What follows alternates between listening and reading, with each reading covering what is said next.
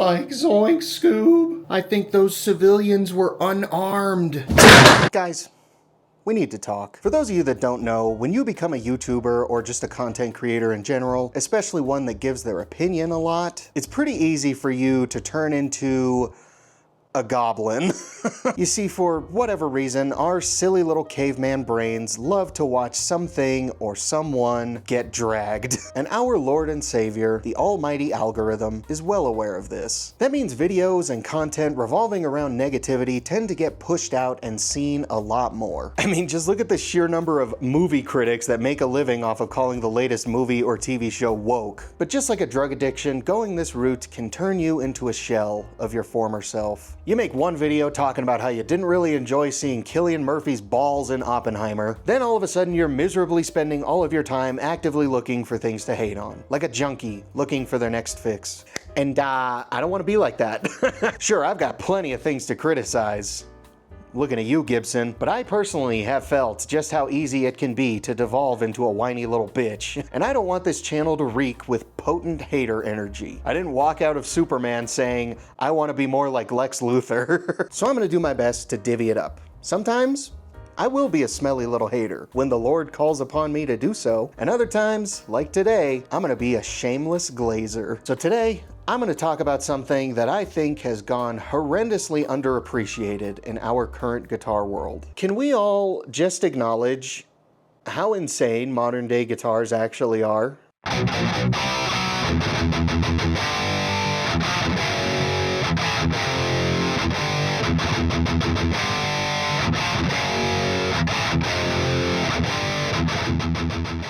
What is up, all you minging modern day mongrels? Den here. And yeah, I don't think we truly understand or appreciate just how good modern day guitars are now in so many different ways. I feel like one of the main things that distracts us from that is just how disgustingly overpriced so many guitars have become. A guitar that was sold for $900 in 2020 is usually sold for about $1,300 these days. So yeah, the price gouging's been pretty silly for a while. But when you look past that, it's pretty bonkers how far guitars have come in such a short period of time. It was not that long ago to where any guitar under like $500 had a solid 70% chance of being an absolute fart. Budget guitars used to be hot garbage, but now there's a gaggle-ass of budget exclusive brands that have a very solid track record for quality control. Ever since everybody got their grubby little hands on a CNC machine, quality control has gone up exponentially across the board. And you may not realize that if you've only been in the guitar world for these last couple of years, or if you only focus on brands like Gibson and Epiphone. Sure, even their quality control has marginally improved in recent years, but most other brands have long since surpassed them when it comes to that department. Now, I'm not saying there's not still a considerable number of flawed guitars that get spit out of these factories. Anything mass-produced is always gonna have some lemons. That's just kind of how it do. But it is nowhere near as bad as it used to be. I would venture to say that there are more good guitars than bad guitars out there nowadays.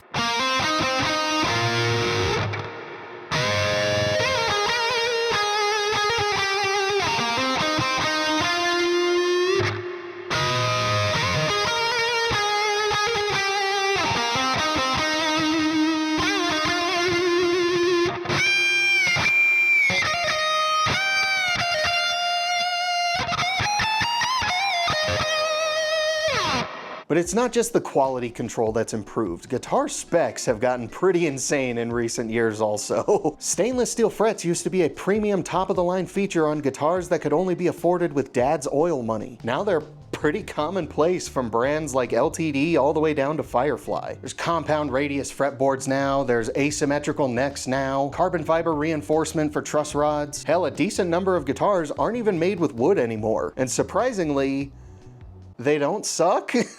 Turns out you can make carbon fiber composite pretty dang resonant. There's also a brand called Aristides that has their own material that they created themselves called Arium. And those guitars are so nice and resonant that anyone who's ever played an Aristides cannot shut up about them. Guitar pickups are another thing that have since been perfected to where it's pretty dang rare for you to get an objectively bad set. In the 17 years that I've played guitar, I have noticed a huge improvement in the consistency of passive pickups. Jesus Christ, I'm old. Same with tremolos. Those used to be just guaranteed tuning instability. And now it's only like half guaranteed.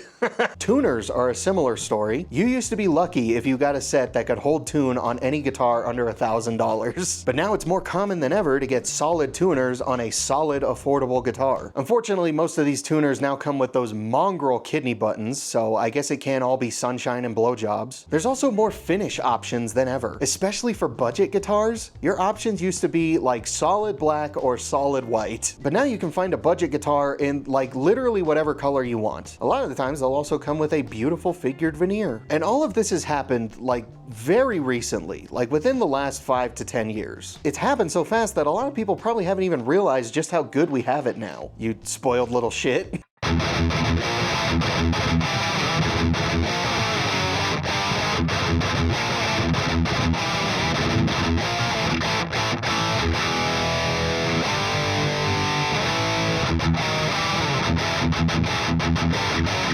Guitar design is another thing that has changed quite drastically in these last few years. They may not be everybody's cup of penis, but headless guitars and all these ultra-modern shapes are pretty freaking cool in my opinion. Sure, they look crazy. A lot of them look more like a cyberpunk axe or a puzzle piece than they do a guitar, but those looks aren't just all for looks. That was a stupid sentence. Most of them are these crazy shapes because they're designed to be as ergonomic as possible. Everything from how it rests against your tummy to where your forearm sits to making sure that it's perfectly balanced and can comfortably be played in regular position, classical position, or standing up. They're also like super compact, which is kind of crazy. They're so much smaller than you think they are. Like I played a Strandberg 8-string the other day, and that shit was tiny. Then there's like crazy neck shapes, like what Strandberg does with their necks, how it's like that square thing that just like diagonally goes across the neck, or like the Z-Glide neck on whatever that brand is called. The amount of thought and attention to detail that goes into these modern day guitar designs are pretty freaking neat. I cannot lie. But I also really love when brands take a classic guitar shape and modernize everything under the hood.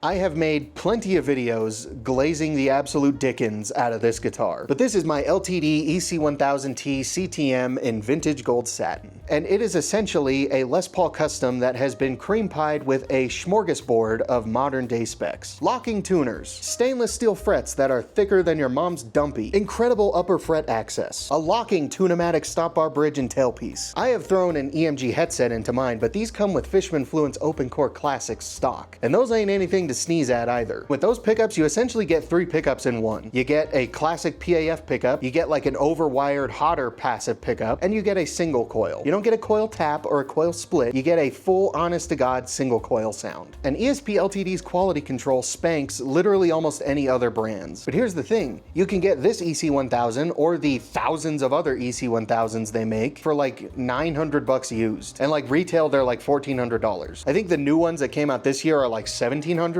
now, which is kind of whack. But there are a lot of these older EC1000s that go for some stupid prices considering everything you get out of them. I know you guys are probably sick of hearing about this guitar, but I will take literally any chance I get to glaze it into the sun, because this, even compared to my other LTDs, is easily my most solid guitar. Like, I love my Gibson Les Paul Standard, don't get me wrong, but this guitar spanks it in like every way imaginable. Maybe some people will prefer Gibson's passive pickups to these active pickups, but that's like the one thing that's debatable. Everything else, no contest. This wins. I absolutely love my Ruthie.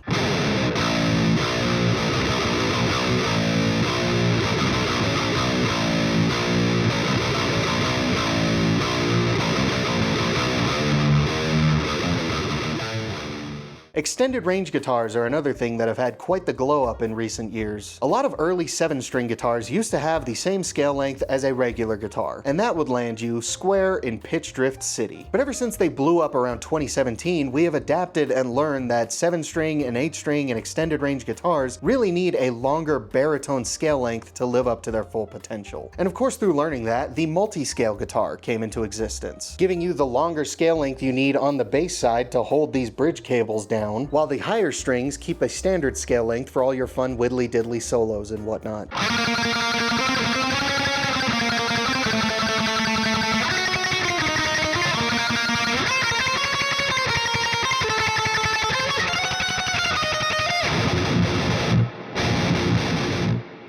Evertunes were another thing that came to greatly benefit extended range guitars, obliterating any pitch drift or tuning instability that was left over, making it a lot easier for players to get down to the monstrously low tunings these guitars were built for and still have it be consistent. And now, in a pretty recent development, multi-scale Evertunes exist now, opening even more doors that were once closed. Another modern day delicacy is the baritone guitar in general.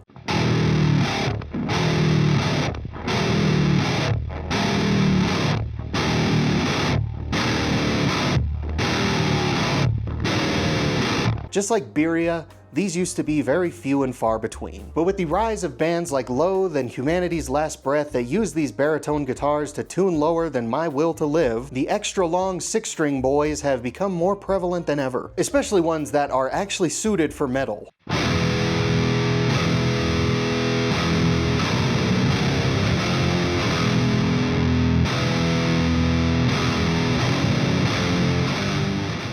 I don't know why it took us this long to figure it out, but shout out to whoever discovered that those goofy 30-inch bass 6s are perfect for caveman riffs. And lastly, we have smart guitars.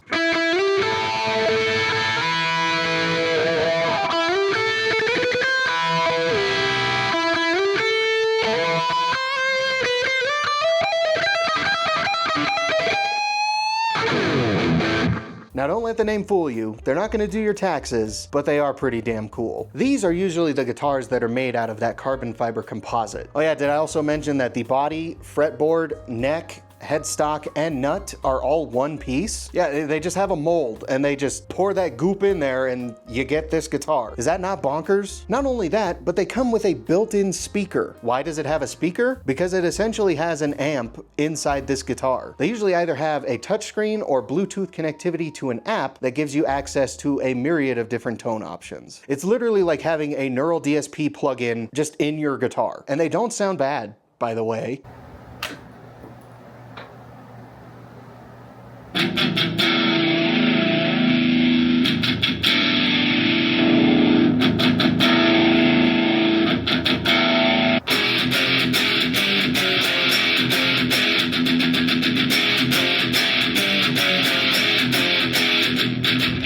Plus, they come in all kinds of fun colors and quirky graphics. Just look at this weeb one that Enya sent me. Yeah, I'm still not over the fact that guitar brands are just sending me guitars now. It's fucking crazy. I genuinely never thought I'd get here. And I got here by being an idiot. Life's a trip, guys. Oh, yeah, my little chair's arm right here almost went straight up my prison wallet, and it didn't even ask me out to dinner first. I am not gonna sit here and act like a lot of shit does not suck gargantuan gorilla ass these days. But we are also endlessly fed this negativity 24/7, and it's to the point to where it blinds us from a lot of stuff that's actually pretty fucking cool when you stop and think about it. Don't let Gibson's shitty quality control fool you. When you ignore rampant, unchecked price gouging and other late-stage capitalistic shenanigans, where guitars are at design and spec-wise these days is fucking crazy. And I just wanted to make a video taking a step back and just appreciating that for a little bit. But I think that is going to wrap up today's video. Thank you guys so much for watching, especially if you made it this far. As always, definitely go down there in the comments. I love to hear what you guys have to say. Share the video around, boink that like button right on its Venus. And if you regularly watch my videos and you haven't already subscribed, then the next thing that's gonna get modernized is my foot in your ass. Big shout out and a thank you to Big Tills, Master Chief, Scott Toman, Leagues Beneath, Jan Chocolate, Bandage Knives, Brandon's Ballison Corner, Bad Joke Guitars, Rob Heath, Solar Flare, A Horse Running, and Cosmic Steez. These are the yoinkiest sploinkers that have joined the channel membership, and their support really does mean a lot. If you want to join them, get a shout out in my longer videos, get access to the members only videos, and just help support this channel in a bigger way, then you can go down there, click the join button. Tiers start as low as 3 schmeckles. There's also the super thanks button down there if you just want to give me some money, but I'm done being a tool. Once again, thank you guys so much for watching. I'll see you guys next time. Adios!